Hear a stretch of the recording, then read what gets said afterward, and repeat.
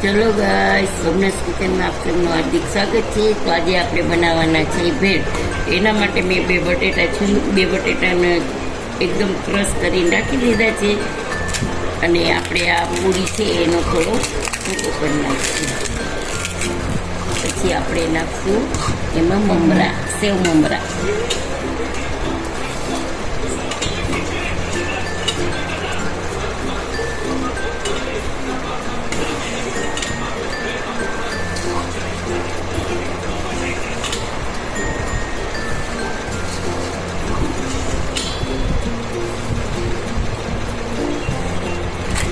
પછી આપણે નાખશું એમાં મસાલાવાળા ઘી.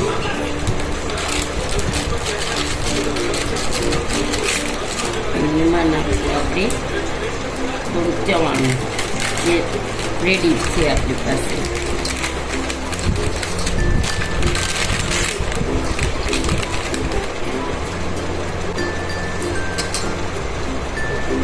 પછી દાળના દાળ.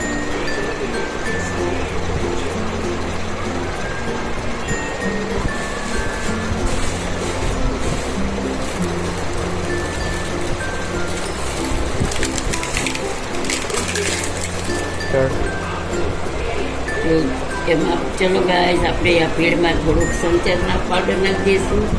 અને એક મોટી ડુંગળી ઝીણી ઝીણી એકદમ સમારેલી છે, તો આપણે એમાં ઉમેરી દઈશું.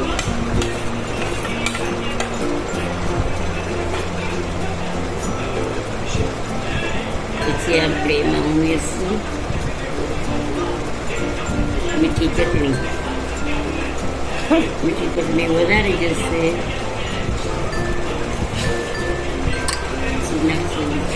લાલ ચટણી, લસણની ચટણી. તમે જેટલું તીખું ખાઈ શકતા હો એટલું તમારે ઉમેરવાનું રહેશે. અને આ છે આપણે લીલી ચટણી.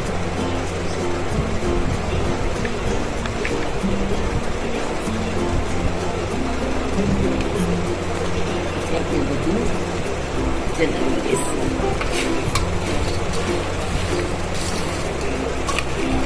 બધું મિક્સ કરી એકદમ સરસ ચમચા વડે. પછી આપણો ભેળ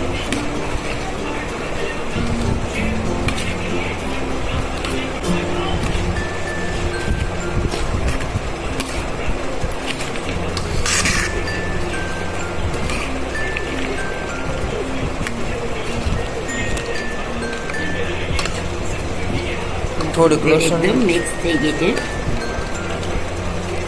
લસણ થોડી તીખું આવી છે.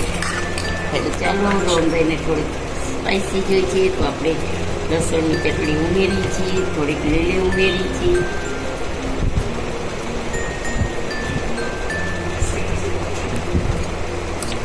રોહનભાઈને થોડુંક સ્પાઈસી ભાવે છે આપણે, તો આપણે એ પ્રમાણે બનાવશું.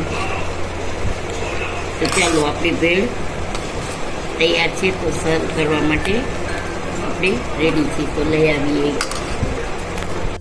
ચલો ગાઈસ, આપણી આજની ભેળની ડીશ તૈયાર છે. તો આજનો વિડીયો તમને કેવો લાગ્યો તે જરૂરથી જણાવશો.